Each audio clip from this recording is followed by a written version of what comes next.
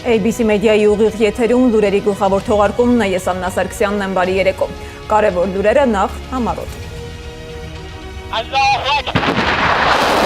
Պատերազմ, որը կարող է փոխել տարածաշրջանը, մերձավոր արևելքի վտանգավոր շրջադարձը, ինչ խաղ են խաղում Իրանի շուրջ։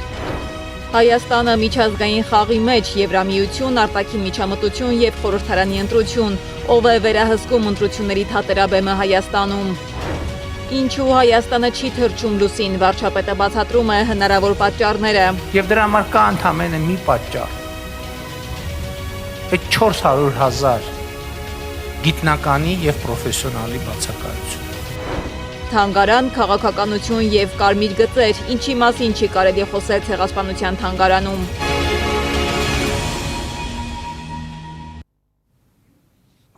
Իսրայելը պնդում է, որ սպանել է Իրանի անվտանգության ծառայության ղեկավար Ալի Լարիջանիին։ Եթե այս տեղեկությունը հաստատվի, դա կարող է դառնալ Իրանի իշխանական բուրգին հասցված ամենածանր հարվածներից մեկը գերագույն առաջնորդ Ալի Խամենեիի սպանությունից հետո։ Բայց Իրանից պաշտոնական հաստատում չկա։ Հակառակը Թեհրանը հայտարարում է, որ Լարիջանին շուտով ուղերձ է հղելու։ Սակայն չեն հստակեցնում դա լինելու է գրավոր, թե բանավոր։ Պետական հեռուստաընկերությունն էլ ցուցադրել է Լարիջանիի գրառումը, որը ըստ հեռուստաընկերության պաշտոնյան գրել է այսօր։ Այն ցավակցական ուղերձ է ուղղված զոհված իրանցի նավաստիների ընտանիքներին, որը հրապարակվել է Լարիջանիի X էջում։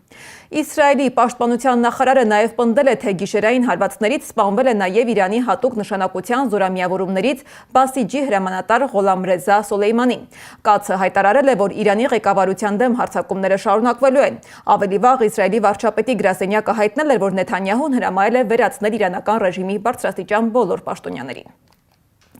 Մինչ տարածաշրջանում հարվածներն ու սպանությունների մասին հայտարարությունները հաջորդում են մեկը մյուսին, Վաշինգտոնից հնչում է միաժամանակ վստահ և հակասական գնահատական։ ԱՄՆ նախագահ Դոնալդ Թրամփը հայտարարում է, որ Իրանի դեմ Միացյալ Նահանգների և Իսրայելի պատերազմը երկար չի տևի, բայց միևնույն ժամանակ, երբ նրան հարցնում են, պատերազմը կարող է արդյոք ավարտվել արդեն այս շաբաթ, Թրամփը պատասխանել է, որ այդպես չի կարծում։ Թրամփը միաժամանակ կոշտ քննադատել է արևմտյան դաշնակիցներին։ Նրա խոսքով մի շարք երկրներ հրաժարվել են ռազմանավեր ուղարկել Հորմուզի նեղուց նավթատարներին ուղեկցելու համար, որոնք Վաշինգտոնի պնդմամբ ենթարկվում են իրանական հարձակումների։ ԱՄՆ նախագահը նույնիսկ մեղադրել է որոշ դաշնակիցների անշնորհակալ լինելու համար։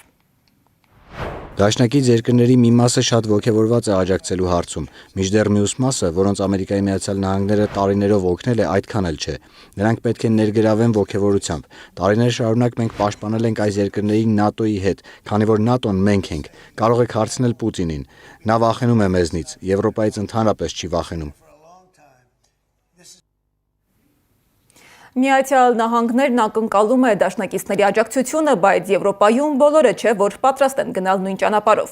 Եվրամիության արտգործնախարարները եւ ղեկավարները Եվրոպական միության խորհրդի նիստում հայտարարել են, որ հրաժարվել են ռազմանավեր ուղարկել Հորմուզի նեղուց։ Նույնն արել են նաև ՆԱՏՕ անդամ Գերմանիան եւ Մեծ Բրիտանիան։ Իսկ ինչու է Թրամփը փորձում ամեն գնով Եվրոպային եւ ՆԱՏՕ-ին ներքաշել այս գործի մեջ, Սեդա Կյուրեղյանի ռեպորտաժում։ Ինչ կլինի, եթե աշխարհի ամենահզոր ռազմական դաշինքի գլխավոր երկիրը հայտարարի, առանց իրեն դաշինքը ապագա չունի։ Միացյալ Նահանգների նախագահ Դոնալդ Թրամփը զգուշացնում է, եթե ՆԱՏՕ-ի դաշնակիցները չաջակցեն Վաշինգտոնին, դաշինքի ապագան կարող է շատ վատ լինել։ Խոսքը վերաբերում է աշխարհի կարևորագույն էներգետիկ ուղիներից մեկին՝ Հորմուզի նեղուցին, որտեղ Միացյալ Նահանգները ցանկանում է միջազգային բարեկություն կազմակերպել, սակայն եվրոպական մի շարք երկրներ արդեն հայտարարել են, որ չեն պատրաստվում մասնակցել այդ առաքելությանը հակառակ Թրամփի սպառնալիքին։ Ըստ էության Միացյալ Նահանգների խնդիրը բլիցկրիգային հարձակմամբ հասնել հաջողության, բայց ինչ չի ստացվել, այս պահին իմ կարծիքով շարունակվում է դեմքը փրկելու գործողություններ Միացյալ Նահանգների, հաշվի առնելով նաև Իրանի Իսլամական Հանրապետության դիմադրող բնակչությունը այս հակամարտության մեջ, հետևաբար եւ Թրամփը եւ Միացյալ Նահանգների ադմինիստրացիան կարծում եմ փորձում է հնարավորինս շատ դերակատարներ ներգրավելով գործընթացի մեջ փորձել հասնել հնարավոր առավելագույն, այսպես ասենք, իրենց համար հաջող սցենարի։ Ստեղծված իրավիճակը վտանգում է էներգետիկ եւ տնտեսական կայունությունը, բայց միևնույն ժամանակ Միացյալ Նահանգները փորձում է իր շահերին ծառայեցնել հակամարտությունը, հաշվի առնելով, որ Միացյալ Նահանգների ռազմական բյուջեն ՆԱՏՕ-ի երկրների շարքում առյուծի բաժինն է կազմում։ Որն է իմաստը, որ Միացյալ Նահանգները չի ցանկանում իր վրա նման ֆինանսական բեռվերսներ, տենց մեծ տարածաշրջանում առաջին եվրոպական բոլոր հարցերը լուծել ծախսերի հիման վրա եւ դրա համար ինքը պահանջում էր, որ սկզբից 2% հասնել ռազմական ծախսերը, հիմա խոսքը գնում է 5%-ի մասին եւ պատահական չէ նաեւ Ֆրանսիայի նախագահ Մակրոնը ասաց վերջերս, որ Թրամփի ապագան հարցականի տակից միշտ ասել էր, որ ՆԱՏՕ-ի ուղերը մահացել է։ Եվրոպական երկրների զգուշությունը պատահական չէ։ Առաջիկայում շատ անդամ երկրներ սպասում են խորհրդարանական եւ նախագահական ընտրությունների եւ չեն ցանկանում արկածախնդրության գնալ Միացյալ Նահանգներին աջակցելու համար։ Գերմանիան առաջինն էր, որ մերժեց Թրամփին։ Մենք կդառնանք արդյոք այս հակամարտության ակտիվ մասնակիցը։ Ոչ, Գերմանիան ակնկալում է տեղեկացված լինել Իրանի դեմ ռազմական գործողության մասին եւ գործողության ավարտից հետո մասնակցել բանակցություններին։ Խնդիրը միայն արկածախնդրությունը չէ։ ՆԱՏՕ-ի եվրոպական անդամների եւ Միացյալ Նահանգների միջև բացակայում է կոնսենսուսը, իսկ աշխարհաքաղաքական իրավիճակն ու առաջնահերթությունները տարբեր են։ Այստեղ չկա ՆԱՏՕ-ի դաշնակիցների մոտ ընդհանուր կոնսենսուս Միացյալ Նահանգների եւ Իսրայելի իրանական կամպանիայի նկատմամբ։ Սա պայմանավորված է թե պետությունների առանձին շահերով եւ թե ընդհանուր այն տեսիլքով, որը ունի Միացյալ Նահանգները, սակայն կարծեք թե չեն կիսում սա եվրոպական դաշնակիցները։ Բացի այդ, այստեղ կա արժեքային բավականին խորը անջրպետ Միացյալ Նահանգների եւ Եվրոպայի միջև, հաշվի առնելով այն, որ Եվրոպական միության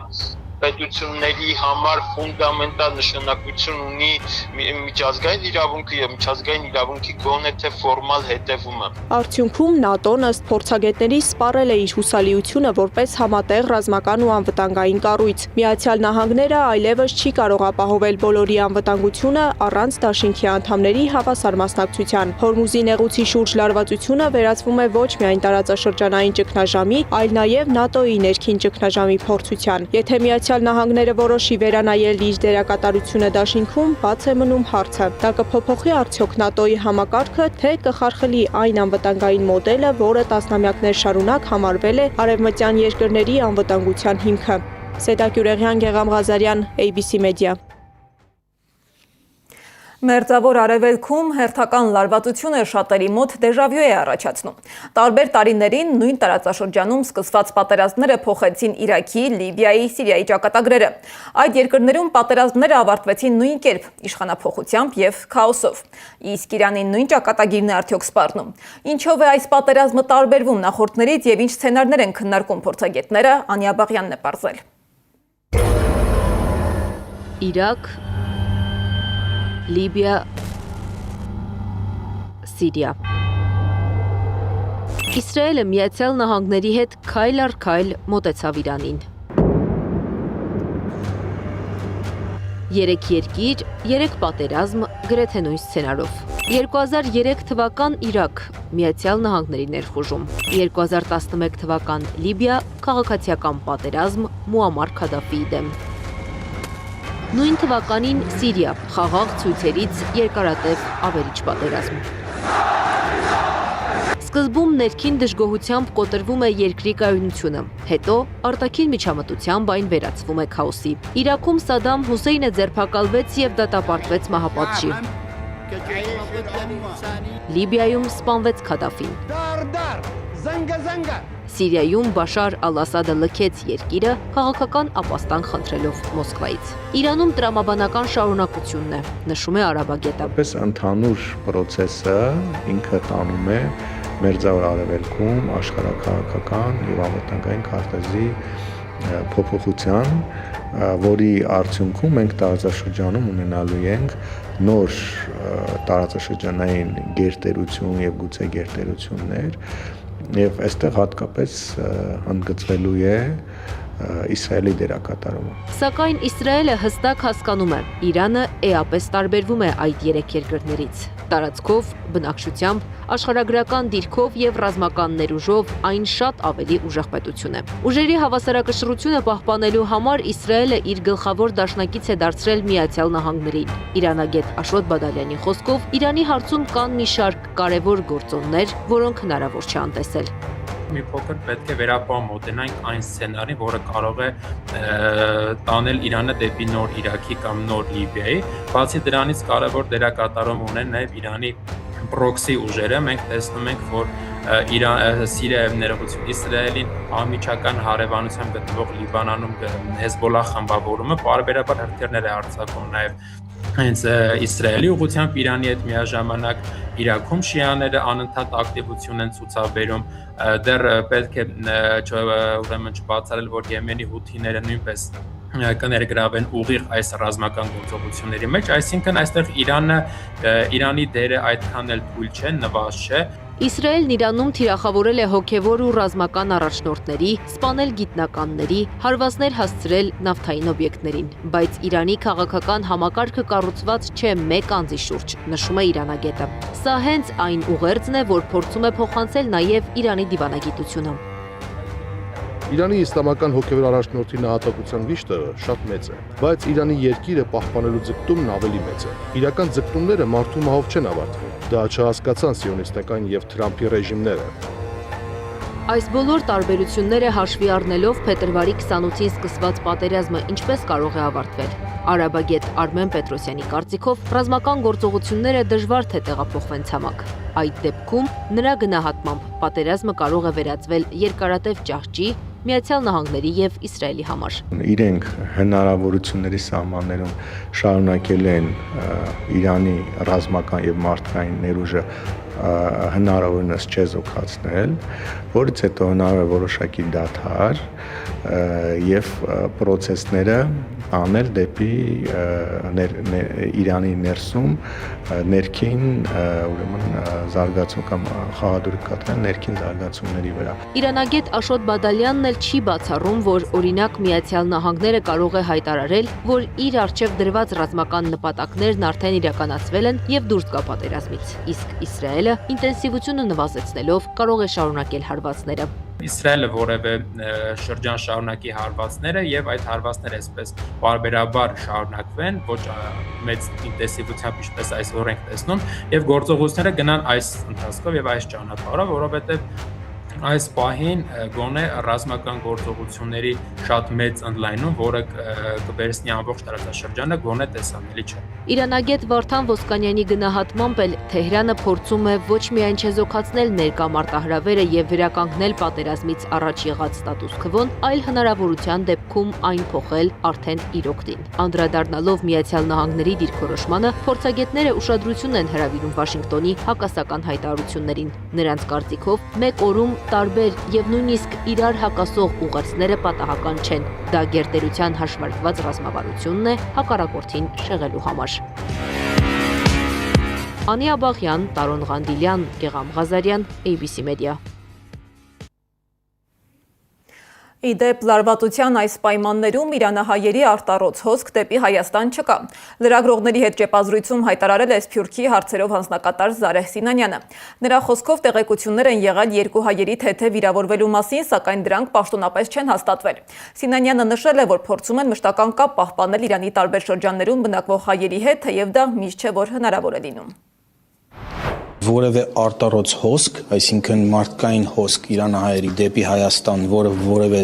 ձևով տարբերվում է նախորդ ժամանակահատվածների հետ, չունենք։ Այսինքն որպես այդպիսին հայերի փախուստ կամ չգիտեմ ոնց ձևակերպեմ դա շարժ դեպի Հայաստան չկա, այո։ Այս պահին իհարկե անընդհատ փորձում ենք կապի մեջ լինել, պարբերաբար հնարավոր է լինում կապնվել, բայց հիմնականում ոչ։ Մարդիկ տներում են զգուշ, փորձում են պարզապես վտանգավոր վայրերից հեռու մնալ, տներում են մնում եւ հույս ունեն, որ շուտով կվերջանա այս ամենը։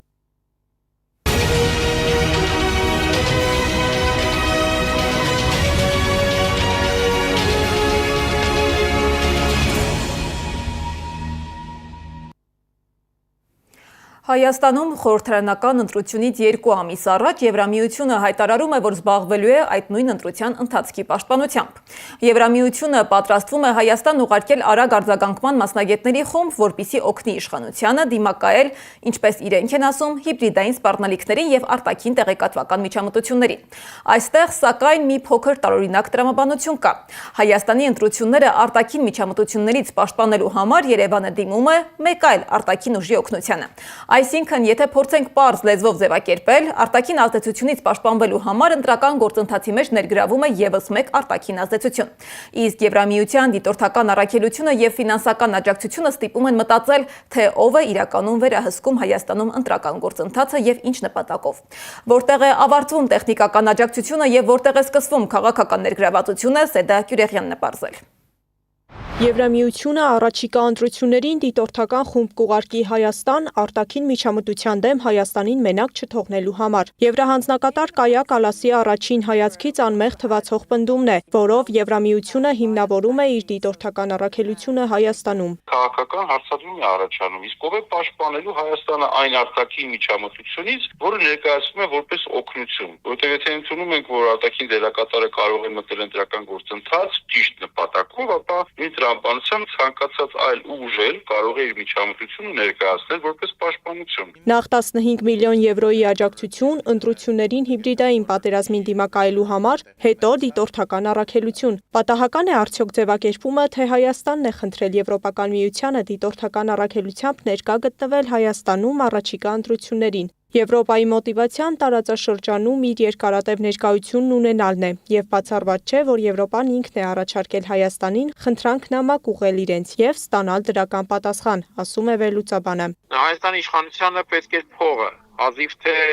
արագ արձագանքման խումբը ինչ որ էական անհրաժեշտություններ Հայաստանի իշխանության համար։ Պես նշեցի, այդ արագ արձագանքման խումբը իմ գնահատմամբ անմիջականորեն ավելի անհրաժեշտ բան է Եվրամիության համար, տեղում իր ներկայությունը ունենալու, ինչու ոչ թեկուզ այդ փողի ծախսի տրամաբանությունը հասկանալու եւ ինչպես նշեցի, հենց նաեւ Հայաստանի կառավարման համակարգի տարբեր շերտերի վարքագծին ավելի մոտիկից հետևելու համար։ Այս տրամաբանական շղթան ցույց է տալիս Հայաստանը հերթական անգամ դարձել է մեծ խաղի փոքր մասնիկ։ Եվրոպայի ներառվելը հայկական ընտրական գործընթացում կապ ունի աշխարհաքաղաքական փոփոխությունների հետ։ Չինաստան, ԱՄՆ, Ռուսաստան եռանկյունու ազդեցության ուժեղացմամբ, ու Եվրոպան փորձում է իր դիրքերն ամրապնդել Կովկասով Կենտրոնական Ասիա դուրս գալու նպատակով։ Իշխանության վերարտադրության մասին Վենսի պնդումից հետո վերահաստատվում է Հայաստանի ներկա իշխանությունների հանդեպ Արևմուտքի քաղաքական լոյալության մասին։ Փաշինյանն էլ իր հերթին փորձում է բաց չթողնել առիթը։ Հայաստանի իշխանությունը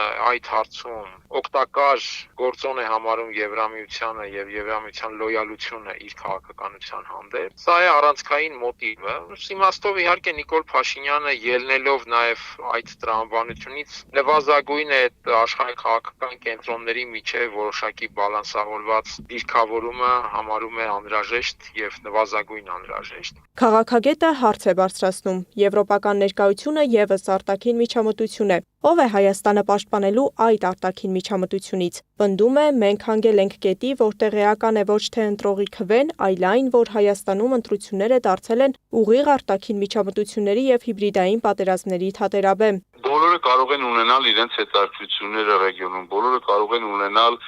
եւ լոբինգ անել իրենց հետաքրքրությունները։ Խնդիրը հետեւյալումն է, որքանով է տեղական իշխանությունը, հայկական իշխանությունը թույլ տալիս սեփական ազգային շահերի ստորադասում այս կամ այն արտաքին խաղացողի համար։ Հայաստանում սպասվող խորհրդարանի ընտրությունը դարձել է տարածաշրջանի ուժերի բախման եւ արտաքին ազդեցությունների փորձադաշտ։ Ով է պաշտպանելու Հայաստանի իրական շահերը այս բոլոր ազդեցություններից, պարզ չէ։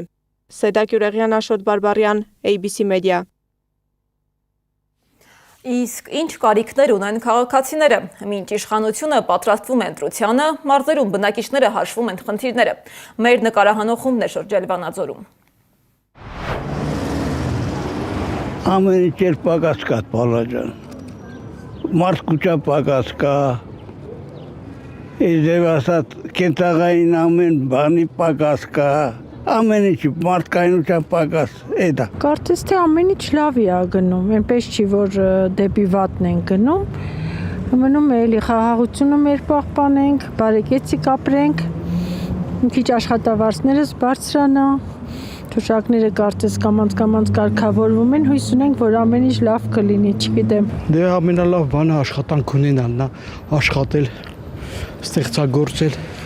եւ ապրել։ Կուզենայի ոչ թե ինձ համար, այլ ազգի համար։ Ազգը լիներ ավելի խելամիտ, խելացի եւ իրանց ինքնասիրություն, արժանապատվությունը բարձր պահել։ Եվ աշխատանք լինի, եւ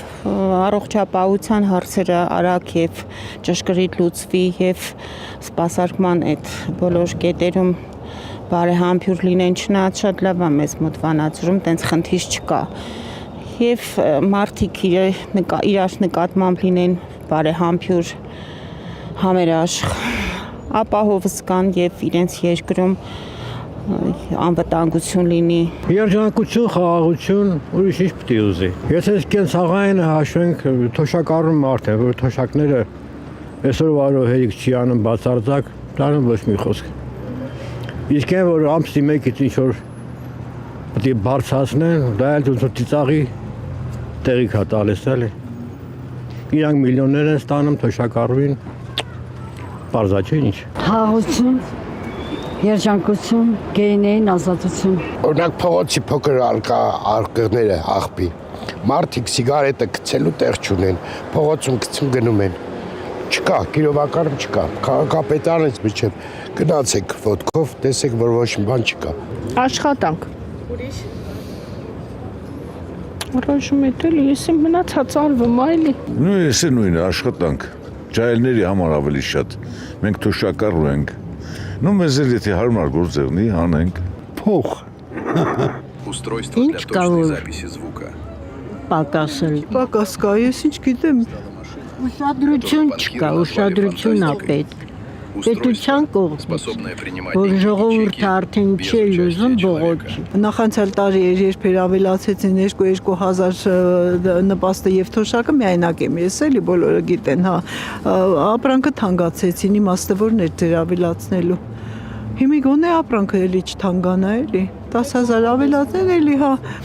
կանխատեսվում է դա ինչ պետք է անենք։ Ելք չունենք, գոռում է Փաշինյանը ելք կա, ելք չկա։ Մենակ ինա որ ինքը տեղից թողնի գնա։ Բոլորը այդ են պահանջում, այսինքն 50% 50-50 կարևորը պատերազմ չլինի, երկրաշարժ չլինի, այն բանի ժամանակ, պատերազմի ժամանակ, որ բանում էին իրանք, Արցախում էին, որտեղ էին, ինքը բաներ անում, в общем, չգիտեմ, в общем, այդքան զոհեր կային, կինը ժպտում էր, հիմարի մեկը ինչ է ժպտում։ Առաջինը խաղաղություն։ Հետո։ Որը կա արդեն։ Առողջություն։ Դա էլ արդեն ստեղծում է։ Իսկ կենցաղային եւ սոցիալական պայմաններից ինչ չկա որ ուզեիք։ Կենցաղային, սոցիալական, դե սա գումարի հետ կապված բան է, շատ բան չկա էլի։ Գումարի հետ կապված բան։ Ինչ կա որի պակասել է, լայն դասեք։ Ինչ կուզեմ։ Այս հիմա ուզում եմ միկրոֆոնակի մաս չկա։ Ընդհանուր գլոբալ, օրինակ աշխատանք, առողջապահություն։ Աշխատանք։ Մենքան պակաս բաներ կա, որ մեկն ասեմ։ Առաջինը որ սննդամթերքը նորմալ գներ լինի։ Հակոստը հասկացանք, ասենք մի տարին, երկու տարին մի անգամ են առնում, բայց սննդամթերքը օրորի սկսած բանջարեղենից բռնացրած սննդամթերքով։ Կարևորը դա է, ամենակարևորը ինձ թվում է։ Շնորհակալ եմ, ավելացնելու բան ունեք։ Լավ կլներ, որ պետությունը դրա մասին էլ մտածեր։ Գները այդքան 10,000 դրամ ավելացնում են, բայց գները շատ բարձր է, չի փակեն մեկը մյուսին։ Ամեն ինչ լավը կուզեմ ամեն ինչ լի, բնակարանների պակասություն կա։ Ես բնակարանի կարիքավոր եմ։ Գործարան։ Ու վերջ։ Գործարան։ Այո։ Ինչի գործարան։ Որտեղ մարդիկ աշխատեն։ Աշխատատեղի խնդիրը ուրիշ ոչ բան։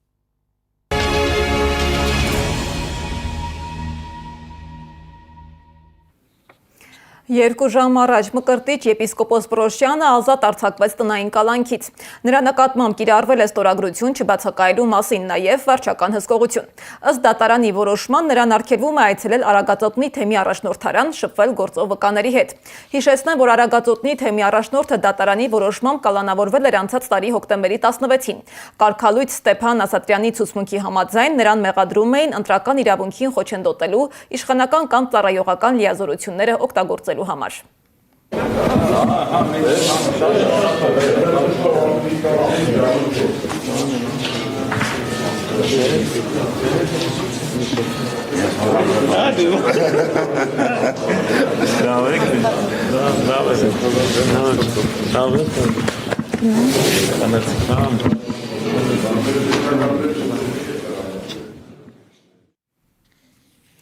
Վերաքննիչ դատարանը մերժել է վարչական պատասխանատվության ենթարկել Բագրատ arczepiskopos Գալստանյանին հավաքներ անցկացնելու կարգը խախտելու համար։ Երևանի քաղաքապետարանի ներկայացուցիչները վիճարկում են 2024 թվականի հոկտեմբերի 6-ին Տավուշը հանուն հայրենիքի շարժման հավաքի կազմակերպումը, ըստ նրանց հավաքն արտոնված չի եղել։ Դատարանը հայցի մերժման հիմքում դրել է այն պատճառաբանությունը, որ վարչական իրավախախտման արձանագրություն կարող էր կազմել միայն անձամբ քաղաքապետը եւ չէր կարող այդ լիազորությունը վերապահել այլ անձի։ Այսօր կայացել է նաև Էջմիածնի նախկին քաղաքապետ Դիանա Գասպարյանի եւ ընտանիքի անդամների գործով դատական նիստը։ Դիանա Գասպարյանը արդարացել է դատարանում, հերքել իրեն առաջադրված կոռուպցիոն մեղադրանքները։ Այս միակ անկյունակարը, որի վրա կառուցվում է մեղադրանքը, փլուզվում է այն պարզ պատճառով, որ աճուրդի կայացման ժամանակ ես Արամայիս Միրզոյանի հետ ամուսնական հարաբերությունների մեջ չեմ գտնվել, մենք ամուսնացել ենք աճուրդից 8 ամիս անց, եւ մեղադրողի տրամաբանությամբ, եթե ես գնայի մի ընտանիք, որին իմ քաղաքապետության տարիներին 3 հատ հող էի օտարել, ուրեմն 3 դրվագով պետք է ինձ մեղադրանք առաջադրվեր, որովհետեւ աճուրդի անցկացման պահին ես ոչ Արամայիս Միրզոյանի, ոչ Աշոտ Միրզոյանի հետ ընտանեկան հարաբերություններում չեմ գտնվել։ Շահին Շահինյանին ճանաչել եմ, որովհետեւ տարբեր գործերով եկել է քաղաքապետարան, որովհետեւ հարևան համայնքում քաղաքացիական պայմանագիր խմբակցության ավականու անդամ է։ Եվ այդպես ես նորից եմ ցանկանում նշել, որ մեր ամուսնությունը, փաստացի ամուսնությունը տեղի ունեցել աճուրդից 8 ամիս անց։ Ես այստեղ նաև ցանկանում եմ շեշտադրում անել, դա կարևոր է փողերի լվացման այդ դրվագի իմաստով, որ Հայաստանի Հանրապետությունում ընտանիք համարվում է քաղաքացիական կաթության ակտերի գրանցման մատյանին գրանցված ընտանիքը, իսկ ես Արամայիս Միրզոյանի հետ գտնվում եմ փաստացի ամուսնական հարաբերությունների մեջ։ Այսինքն այդ փողերի լվացման մեջ, որ ասում է այդ գույքը դարձել եմ իմը, դարձրել է իրեն համայնքապետյանը Գասպարյան, որովհետև այս գույքը իմը չէ եւ օրենսդրության տեսանկյունից իմը չէր կարող լինել, ինչ էլ որ լինի, որովհետև ես օրենքով սահմանված կարգով ամուսնացած չեմ Արամայիս Միրզոյանի հետ եւ այդ գույքի նկատմամբ որևէ իրավունք ստեյության չունեմ։ Չափազանց մտահոգիչ վիճակը Բաքվում հայ գերիների դատական գործերի վերաբերյալ։ Ռուբեն Վարդանյանի ընտանիքը 3 հրապարակեց Վարդանյանի ձայնային հաղորդագրությունը, որտեղ նրան ընդհատում են եւ անգամ թույլ չեն տալիս ավարտել խոսքն ու ընտանիքի միջոցով հրապարակային դարձնել Ադրբեջանի օմբուդսմենին ուղղված դիմումը։ Իսկ կեղծ դատավճիռների հրապարակումից 1 ամիս անց Բաքվում պահվող հայ գերիները դեռևս չեն ստացել դատավճիռների տեքստը ոչ մի լեզվով, ինչն էլ խոչընդոտում է դրանք բողոքարկելու իրավունքի իրացմանը։ Անի Աբաղյանն է անդրադարձել թեմային։ Записывайте. Почему? Ну, почему? Потому что могу назвать допуск, я хочу опустить хочу. Пожалуйста. И вот мне не дают даже это делать. Я хочу сказать, что мне, к сожалению, не дают возможности обратиться к вам, что вы единственный, кто мог бы до нас остаться. Я не могу получить приговор уже месяц. Մարտի 13-ին ընտանիքի հետ հեռախոսազրույցի ժամանակ Ռուբեն Վարդանյանին թույլ չեն տվել հրապարակային կոչով դիմել Ադրբեջանի օմբուդսմեն Սաբինա Ալիևային։ Նախորդող 10 օրում նա օմբուդսմենի հետ փաստաբանի միջոցով գրավոր դիմումներով եւ հեռախոսազանգերով կապ հաստատելու փորձեր է արել։ Ոչ մի կերպ չի հաջողվել։ Ռուբեն Վարդանյանի ընտանիքի անդամները հայտարարություն են տարածել, ընդգծելով կեղծ դատավարությունից հետո ազատազրկվածներն վճիրներն անգամ չեն ստացել։ Չգիտեն, թե ինչ հոդվածներով են դատապարտվել, երբ կամ ուր են նրանց տեղափոխելու։ Մենք խորապես մտահոգված ենք ստեղծված վիճակով։ Նրա եւ մյուս հայ գերիների կացության մասին արժանահավատ տեղեկությունների բացակայությունը եւ Ադրբեջանում մարդու իրավունքների անկախ մեխանիզմների վերացումը, այդ թվում երկրից Կարմիր խաչի միջազգային կոմիտեի հեռացումը, բոլոր գերիներին զրկում են ինստիտուցիոնալ որևէ պաշտպանությունից։ Ընտանիքը Ադրբեջանի օմբուդսմեն Սաբինա Ալիևային ուղղված Ռուբեն Վարդանյանի դիմումի աուդիոձայնագրությունը, որը կիսատ էր, հրապարակել է։ Նրանք մտահոգություն են հայտնել։ Կարճ զրույցներն անգամ հնարավոր է այլևս չլինեն։ Մարդու իրավունքների առաջին պաշտպան Լարիսա Ալավերդյանի խոսքով արտասահմանում դատավարությունն ավարտվելուց հետո դատապարտյալին վերադարձնում են քաղաքացիության վայր։ Միջազգային օրենքով է կարգավորվում։ Այն տարածվում է նաև Բաքվում գտնվող հայ գերիների նկատմամբ։ եւ այն պետք է իրականություն դառնա հատկապես խաղաղության մասին անդադար խոսող երկու Հայաստանի եւ Ադրբեջանի գործող կառավարությունների միջև։ Այն հնարավորությունները, որոնք կային եւ կան ԱՊՀ երկրների շրջանակում, դրան ավելացել է խաղաղության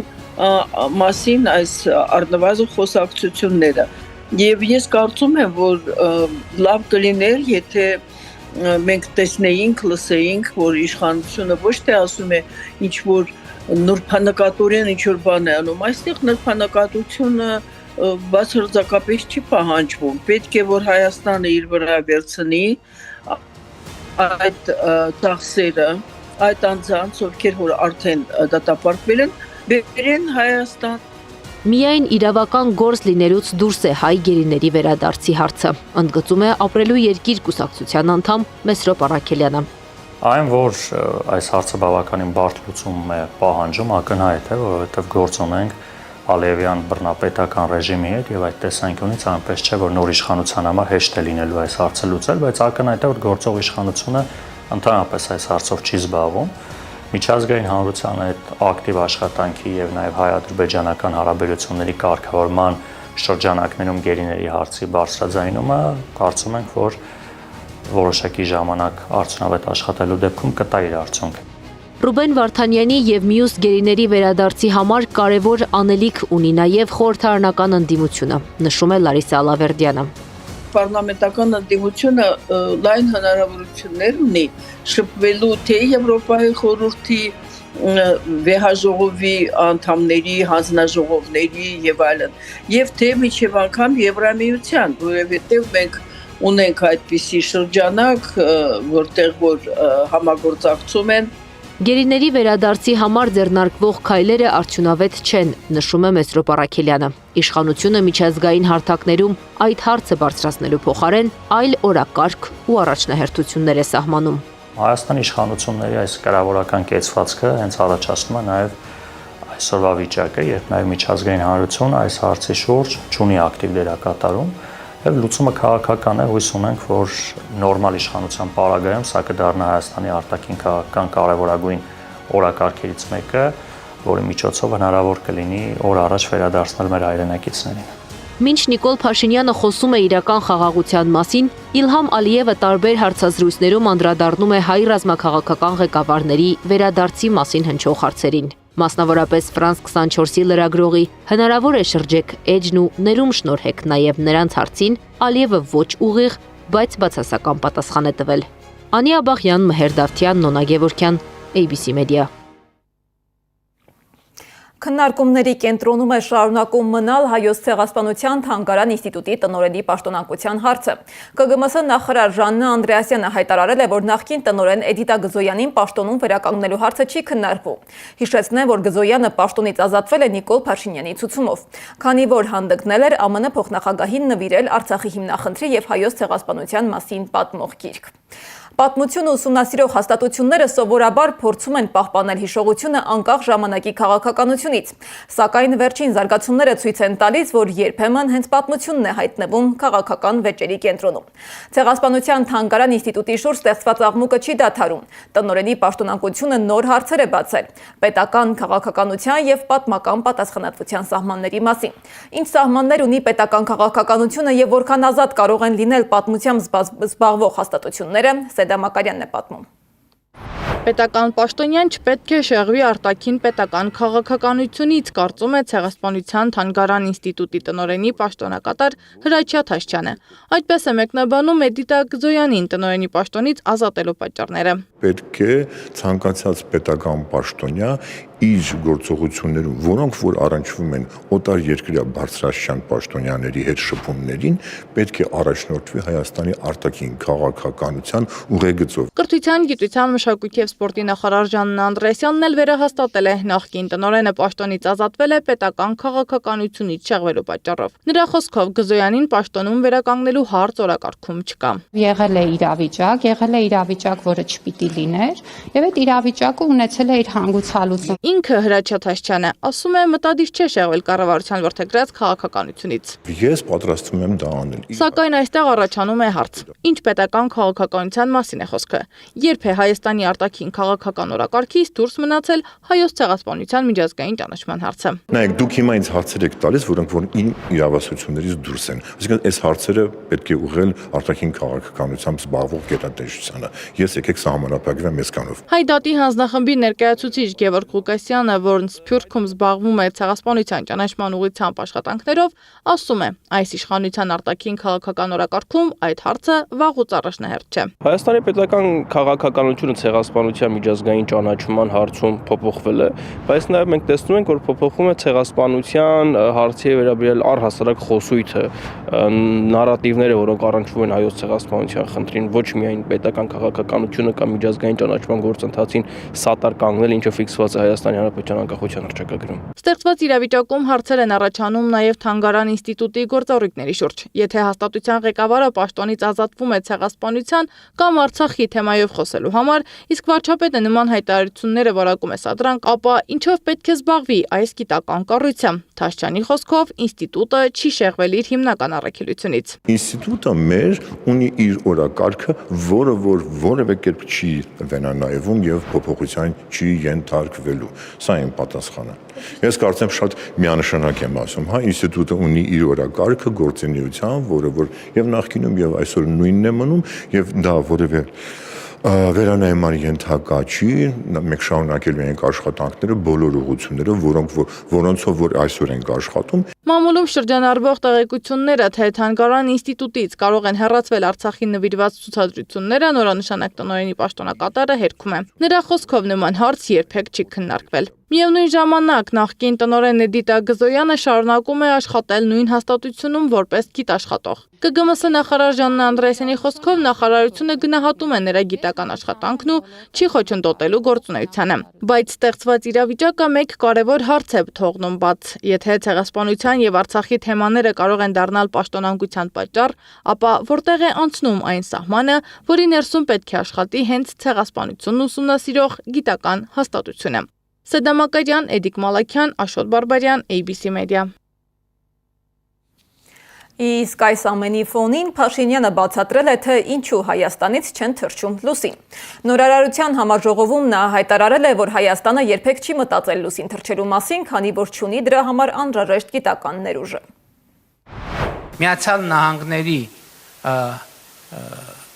դեպի լուսին Ապոլոն ծրագրի մեկնարկի համար աշխատել են ավելի քան 400,000 գիտնական։ 400,000 գիտնական։ Սա նշանակում է, որ եթե այդ երկրում լիներ ոչ թե 400,000, այլ 250,000 գիտնական,